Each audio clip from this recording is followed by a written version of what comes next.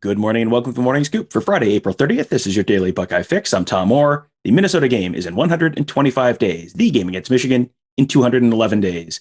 Ohio State is in the middle of a run of quarterback talent unlike anything in the program's history, from Dwayne Haskins and Justin Fields to a pair of five-star players on the rosters right now, and then another on the way for 2022. Brian Day and his staff are on quite a roll at that position. Quinn Ewers is that next guy in line. He is not only the top quarterback in the class of 2022, but also a unanimous pick as the top overall player in the class, regardless of position, by 247, Rivals, and ESPN. So what kind of player are the Buckeyes getting in Ewers? I have two guests today. One is Buckeye Scoop's Bill Greene. You know him well. The other is Greg Powers. He is the president of Next Level Athletes, a senior recruiting analyst for Dave Campbell's Texas Football. And he and Bill go way back in the scouting business, as I just learned. Greg, thank you for joining me. Hey, thanks for having me. Glad to talk a little Buckeyes and always doing a good job here in Texas. So there's plenty to talk about. Yeah, and I wanted to have you on before I knew you knew Bill and Nevada and went way back with those guys. I wanted to have you on just because you just got a chance to watch Quinn Ewers in person at the Elite 11 Dallas Regional. For people who haven't seen him play before, what is it that makes him such an elite quarterback prospect? Well, he's a guy who kind of just brings it first and foremost from a mental standpoint. South Lake Carroll is one of those high school programs in the state of Texas that is considered as one of the elite programs. There's a lot of pressure there from the very beginning. When you step on the field as a varsity athlete, no matter what position it is. And Ewers was asked to step up as a sophomore and be the leader of that team. And that's something that you don't quite often see at that powerhouse Dallas area program. And he stepped in right away and kind of established himself. As a matter of fact, one of their big rivalry games in that first season he stepped on the field was against a Denton Geyer program, which produces elite athletes in the same manner that South Lake Carroll does. And he was facing off against the Texas A&M quarterback commit and Eli Stowers, a name that people across the nation will soon be familiar with as well. And Ewers was able to step up in the second half of that game and lead his team to victory. At that time, I kind of compared him to a young Trevor Lawrence, a guy who I got a chance to see nationally play in things, like the All-American game and the opening. And Ewers reminded me of him quite a lot at that time. Now, I think they've developed in quite a different way, but the comparison is still strong, is that they're the number one rated guys at their position nationally. And I think both were the number one player in the country, regardless of position. So there is some comparison from that standpoint, that the Buckeyes are getting a Trevor Lawrence-esque type of quarterback. He reached the Elite 11 finals. He won the Dallas Regional, right? But there's always those concerns about the guys who look great in shorts and T-shirts. And then when the lights come on for a game, it's not so, not quite the same guy. So, you said you've gotten to watch him play in person during the season as well. How is his arm strength? How is his accuracy? How does he look when the lights come on Friday nights? Well, I'm going to flip it on you a little bit, Tom. I had already had the chance to see him a lot in game action and didn't have any doubts about what he could bring to the table with the pads on. My doubts were actually more based around, how does this guy going to look in an event that pushes him in quite a different way, like the Elite 11? So I really enjoyed the opportunity to get to see him throw with some of the top quarterbacks, not only regionally, but nationally as well. And we'll continue to get to see some of those opportunities. And he passed the test. The ball just jumps out of his hand. In Texas, when you go to these events, it can be quite windy. And it was a very windy day. And, they probably had 200, 300 balls on their arms towards the end of that camp event. And he was throwing just as good at the end of it as he was at the beginning of it. And there just isn't any doubt to what he brings to the field, especially with the pads on. South Lake Carroll had to hit the reset button last year as a team. I think that all 11, and I could be off by one, it might have been 10 out of 11. I think that all 11 of their defensive players were first-year players last year, and Ewers led them to the state championship game. They fell a little bit short, but he's a leader, a guy that can get it done. He can pick up W's and pushes his team to the biggest game. So I think that he is like bringing the best of everything into one package. Now, Bill, normally you would be pretty concerned about the top overall player in the country getting poached before signing day, especially someone who's from halfway across the country like Ewers is. It doesn't seem like that's all that much of a concern for Ohio State right now. So why is that? Well, I think they felt good ever since, they got the commitment. But I think there might have been a little bit of concern, when Sark got the Texas job, because it sure seemed like Texas was Ewers' dream school. He was committed there. He's growing up there. I imagine every kid in that state wants to play for the Longhorns, like every kid in Ohio wants to play for the Buckeyes. But then, I think Sark could see the writing on the wall because he had a choice when he got that job. Sark could have fought to the death for Quinn Ewers and fought it out to signing day and thinking, I can flip this kid and he wants to be a Longhorn down deep and I'll get him. Or it's like, we ain't got no chance here. We better get us a quarterback before we end up chasing, Quinn Ewers, kind of like Urban did with Deshaun Watson. And then they had to settle for someone that couldn't play dead in a cowboy movie. Well, Sark couldn't take that chance. So that tells me he doesn't think he can flip him. And if he can't flip him, who would? So I think Quinn Ewers will sign with Ohio State. And that's just my view from a couple thousand miles away. But, Greg, how does that sound to you? Hey, wait, before you talk, I got to say something. I wasn't going to say it. I don't want you to cry or anything. But when I first got in this business, which was many, many, many years ago, I was like the rawest recruit ever. There's no journalism degree on my wall. I was a Frito-Lay salesman. And I made more mistakes than a person could make. And Greg helped me. He fixed more of my junk. He helped me more than anyone. I mean, there's no way that I am sitting in my old ass rocking chair today doing this podcast if it wasn't for Greg Powers. I mean, I don't know if I've ever thanked you because we just don't do that kind of things. We're guys, we're men. But I mean, gosh darn, you helped me so much back in the early years. You were the one who showed me how to size a photo, for God's sake. And it took me an hour to learn. But so anyway, we can get back to Quinn Ewers now. I had to let Greg know and let everyone know just what he means to me as a friend and what a help he was to me. Well, I appreciate that, Bill. You're always fun to work with, even when you were making alien head sized photos. And I've enjoyed all of our actions, not only covering Ohio State back in the day, but as we've grown up into larger roles and larger positions in all of these industries, man. So it's been a lot of fun. It's been a fun ride. I always like to talk about the Buckeyes.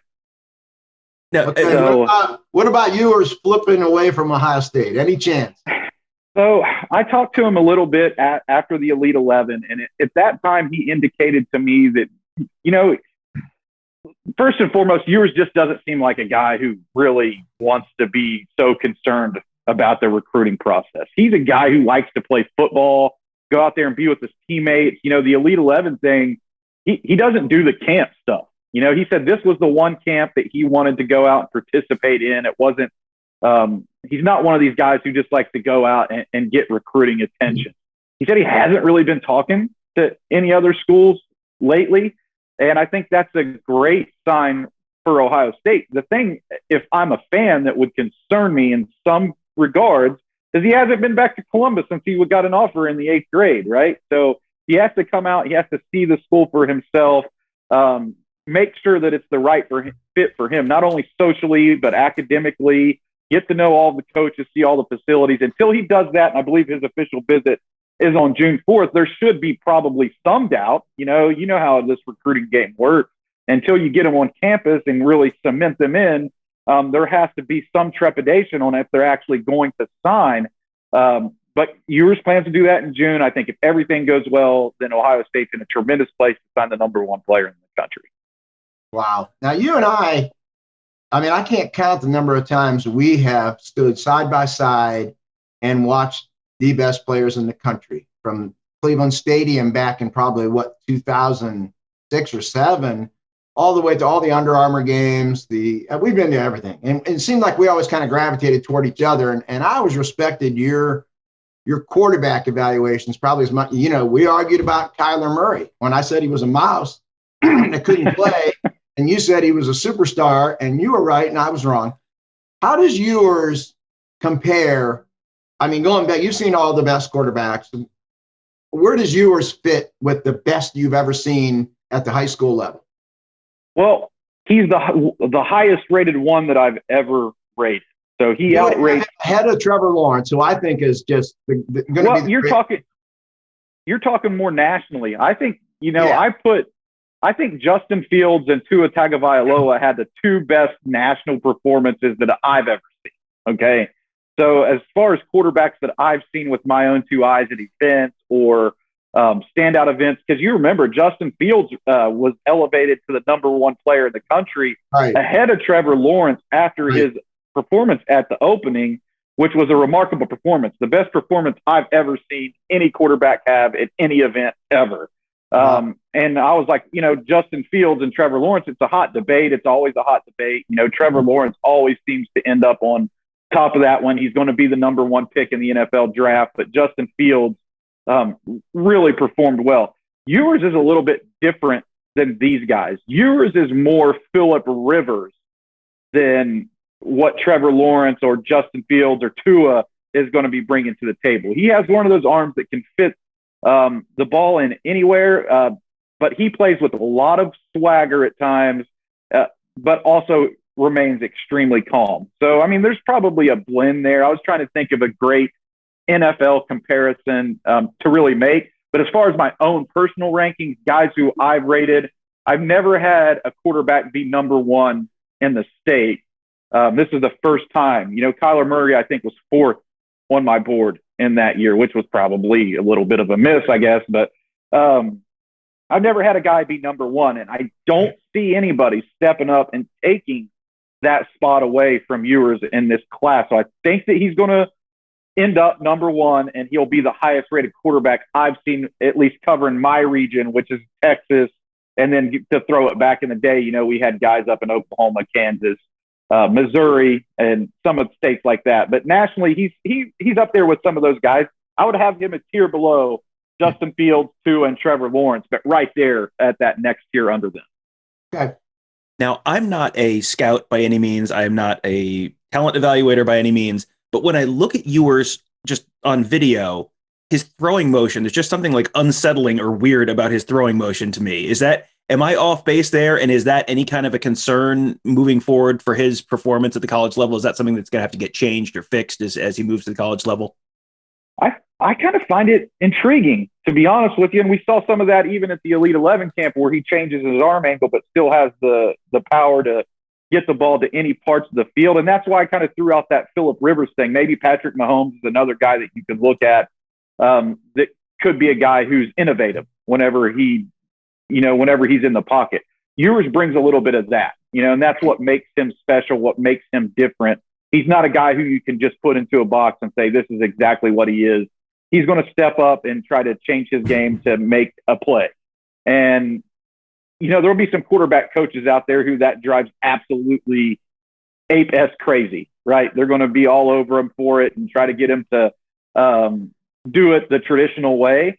But he's not that guy. He's a guy who likes to take his game to transcendent levels when it's available, and he'll work outside of the pocket and make things happen. He can run. He didn't put up big rushing numbers last year, but as a sophomore, he proved that he can pull the ball down and run when needed. But he's definitely an innovator. Now, Ewers isn't the only big name the Buckeyes have pulled out of Texas in the class of 2022. Wide receiver Caleb Burton is a 5-star prospect out of Lake Travis High School, and if that sounds familiar, it is the same program that produced Garrett Wilson. He worked out okay. Burton is listed at 6 foot tall, just 165 pounds, so he's probably going to have to spend a little time with Coach Mick before he's ready to play in the Big Ten. But Greg, does his game remind you of Wilson? Is he more like a Jackson Smith and Jigba? Is he a different type of receiver? Like which former Texas Buckeye would you compare him to, or is he kind of a different guy altogether? Well, Garrett, I wrote a magazine and compared him to Garrett Wilson when he was at Del Valley. So he just transferred to Austin Lake Travis, which just happens to be the program that Wilson played at.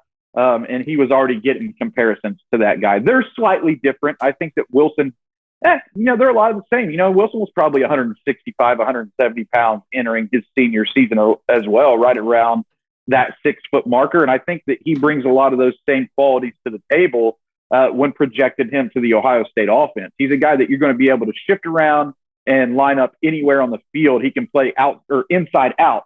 I think that he'll start his career off in the slot, and then as he grows and matures within that program, he'll be a guy who can transition to be a great outside receiver as well. So I think the comparisons are valid whenever you say, he reminds people of Garrett Wilson. Now, Garrett Wilson, is a freak. We've all seen his ability to climb the ladder, high points of football. The hands and concentration there are at the next level. He'll be an NFL guy. Caleb Burton has to prove some of that on the field because he missed his entire junior season due to a torn meniscus injury in Texas. I think he only played in parts of one game, but he'll definitely be tested at Lake Travis, one of the best programs in Texas, plays in a very tough district. So we'll know a lot more about Caleb Burton by the end of 2021. Now I'm going to flip this backwards this time. I'm going to ask Bill first, which of these guys are most likely from this next group of players who are potentially visiting Ohio State relatively soon? Which are the guys who are most serious about potentially becoming Buckeyes, like the most likely guys to end up actually signing with Ohio State or committing to Ohio State? And then Greg, you can address whichever of those guys are actually realistic targets for the Buckeyes. All right, so we've got Amari Abor. He's a 5-star defensive end from Duncanville. Cam Dewberry, top 100 offensive tackle from Humble, Texas. That is the town that produced David Boston way back in the day for Ohio State. Austin Jordan, he's a corner from Denton. And then Jalen Early and Cam Williams, who are both teammates of Amari Abor from Duncanville. Bill, which of those guys, or all of them, are realistic for targets for Ohio State, people that Ohio State fans really need to know? The two that stick out to me, well, first off, Amari Abor is someone they want pretty badly. I like him. I haven't seen him in person. I'm sure Greg has. I see a guy that might be a guy that could slide inside. Do you see that, Greg, or not? I think that there's some growth potential there. This dude's nickname is Big Smooth.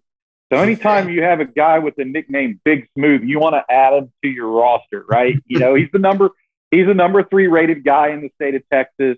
So he brings it, 6'3", 6'4", 250 pounds, and has a lot of growth potential. We've seen these guys countless times. When they're 250 as a high school kid, they're going to get bigger, right? They're going to add weight and mass in the strength and conditioning program.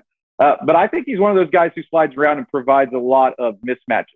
I like his ability to get after the quarterback, but I love his the way he uses his hands, gets off of blocks and shuts down the opposition's run game. So I kind of agree with you that he can do some different things up front. He's one of those guys who you could probably move around to create those mismatches you like. And Ohio State's certainly in there. Oklahoma's another school to really watch for him. Yeah. I think the Sooners are in a good spot in his recruitment as well. And he's got other top teams on that list, like Alabama, Texas A&M. Everybody's kind of coming after him. But what I really, really like is that he's one of these guys who doesn't pull any punches whenever you interview him. He's like a grizzled veteran for a 17-year-old kid. Like he kind of gets it, and he doesn't BS around when you ask him questions or when you have a chance to talk to him. He's just straight up with you and looks at the recruiting process in such a straightforward way that you can kind of come to appreciate it. So he hasn't pulled any punches on like who he likes. And I think that Oklahoma and Ohio State are two schools that are right in there going blow for blow to try to get him to sign. Okay. Another guy from Tom's list that is really intriguing to me is Cam Dewberry. And I think Ohio State would take him. I think they want him. But to me, and I've never seen him in person, so I'm glad to have you on here, he's listed 6'4", 300, which is maybe a tackle. When I see him on film, he looks 6'2", 330, which is a guard. I mean, and I see a road grader as a run blocker, and the footwork needs work and pass protection. So, and that's just me going off film. I'm sure you've seen him in person. So tell me about Cam Dewberry. Tell me where I'm wrong or maybe right, or how do you see him? I like him at guard, and he moved inside and he moved inside and played a lot at guard this year. He's listed as an offensive tackle. He's a guy who could probably play right tackle. He could play either of the guard positions. But what I have to preface here is the high school that he goes to, Humble Atascocita, has a strong history with Texas A&M. And one of his line mates on that offensive line is a standout at Texas A&M named Quinn Ewers. And they had the chance to line up next to each other when Cam was a freshman. He's going to be a 4-year varsity starter at the 6A level here. And they played next to each other when Cam was a freshman. So I know that Kenyon Green is working really hard to get him to join him at Texas A&M. So we'll see how that all plays out. But that would be the one school I'd be, super concerned about in Cam Dewberry's recruitment. But I kind of agree with you. I like him to move inside. He's a guy who probably fits better at guard, especially in the Big Ten, where he can use his footwork to his advantage at times. He has work to do from a technique standpoint, but he's big and strong. He's probably a legit 6'3". He's 320 pounds. Okay. Yeah, on film, I didn't see 6'4", 300. I thought 300 was in the rearview mirror a while ago. It looked 6'2"-ish, 330-ish to me. So I was glad to hear from that. And those were really the two guys that I really wanted to talk to Greg about. And I would agree. I think Oklahoma's probably slightly ahead of Ohio State, and A&M's probably strongly ahead of Ohio State. But, you know, what we've seen, and you remember, Greg, from your days covering Ohio State, it hasn't changed. If they can get them on campus for an official visit, their hit rate on official visits to commitments is unbelievable. And, you know, we didn't see that last year. So I know they're glad to be able, especially the out-of-state kids, because I think kids think they're coming to Kansas, you know, when they think they're going to visit Ohio State for the first time. And they think they're going to see cows and, you know, flatlands. And then they come to Columbus and it's like, wow, this campus is unbelievable. And then they take them downtown and it's like, wow, this city's unbelievable. This is not, and the expectations, they come in with a 5 and it's always a 10. And then the staff with Mark Pantoni and them, they do such a great job with their official visits. You add it all up and their hit rate, if they can get a kid to campus, the hit rate is amazing. So that's, I think, where they're sitting with like Abor, Dewberry, get them on campus for 48 hours and let that staff work their magic. You basically just summed up Jeffrey Okudah's official visit for us. I mean, that's pretty much what he said after he came back from Columbus. You know, he didn't expect it to be blown away in such a manner that he was. And he felt, you know, at that time when he was going through his recruitment, he felt that Ohio State brought something different to the table that would offer him life after football. They were able to really pitch that and succeeded in his recruitment as well. So you kind of just summed up what I think that Okudah would have reported after he got back in Texas when he went up to see Columbus. Yeah, and I've seen it so many times with those South Florida kids. You know, they look at Ohio is, you know, out in the middle of Iowa, like, you know, Field of Dreams or something. And then they come up here. It's like, man, this is not what I thought it was. You know, so when you come in with an expectation of a 5 and you get a 10, that adds into it. And then, you know, you have the tradition, the fact they're in the playoffs every year, they're putting guys in the league, and it just, the official visits, the hit rate's amazing. And I think that'll continue this year. So I think some of these guys they're behind on right now, they might not be behind on once these visits happen in June. Yeah, it'll be interesting to really see this whole recruiting process kind of unfold. You know, some of these kids haven't had a chance to step foot on very many campuses at all because of the pandemic. Right. You know, and schools that are closer to home would seem to have an advantage in that. But I have to say, Ohio State has recruited Texas in such a way over the last handful of years and had such success, not only coming in and getting guys, but they're getting the elite guys, the guys that Alabama wants from Texas, the guys that LSU wants from Texas. Certainly Texas and Texas A&M want those same guys, but Ohio State's been able to come down into Texas and get NFL players. And when those guys don't stay in state and play for the Aggies or play for the Longhorns, it sets those programs back.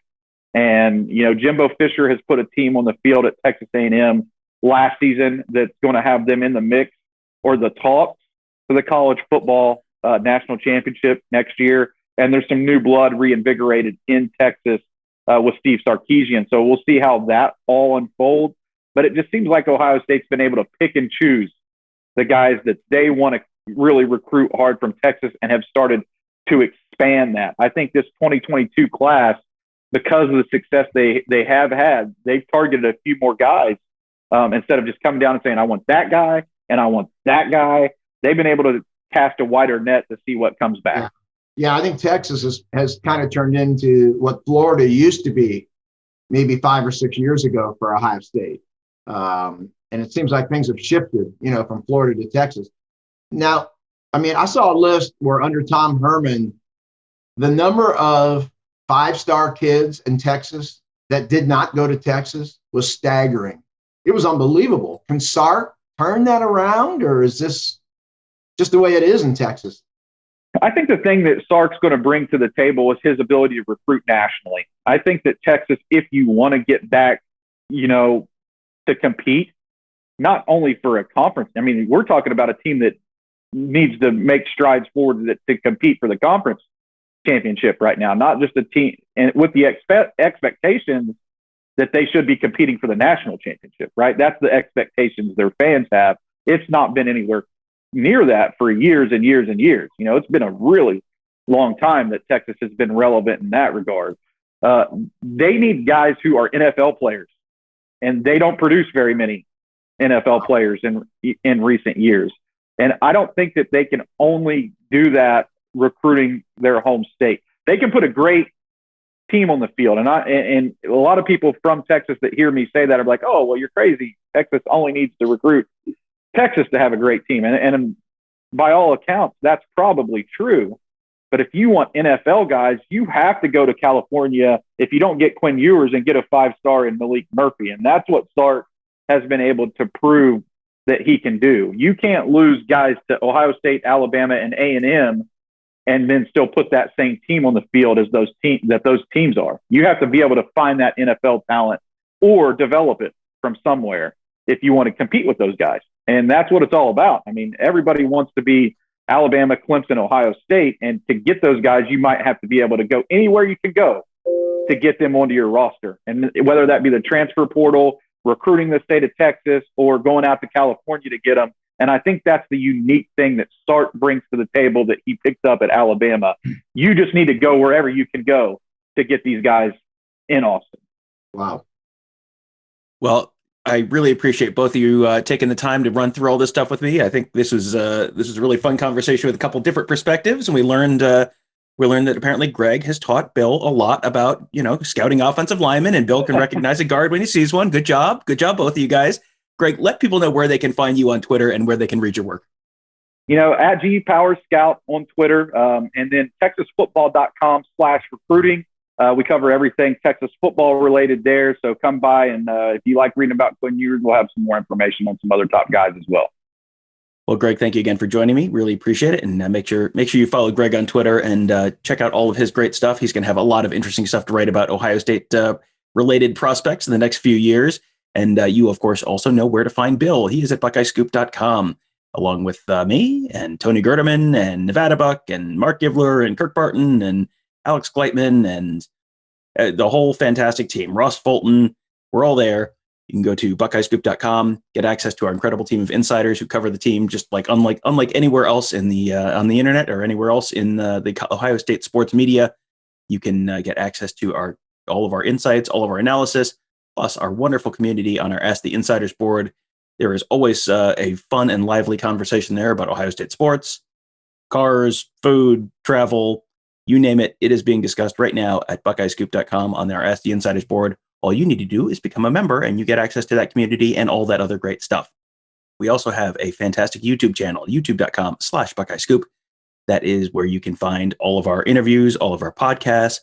Every time we go cover a camp, you can find it there. Every time we go cover a high school player playing a game, every time we go do an interview, you can find it there, youtube.com/BuckeyeScoop. Just hit that subscribe button, and that will give you a notification every time we post a new video. And then you don't even need to be hanging out there. You'll just get a notification right on your phone, and you'll say, hey, that's something I'd like to watch. And you can go watch it. And it's all for free. Finally, make sure you check out our podcast network. Bill and Mark Givler are releasing their Scoop 100 list right now, the top 100 players in the country. It is a project that they spent a ton of time researching and putting together.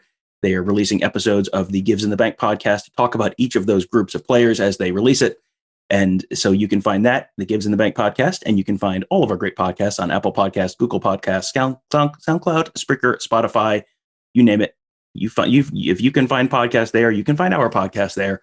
All you have to do is just type Buckeye Scoop, and you will find them right there. That'll do it for today. Thank you guys all for joining us. Have a great day. We will talk to you on Monday.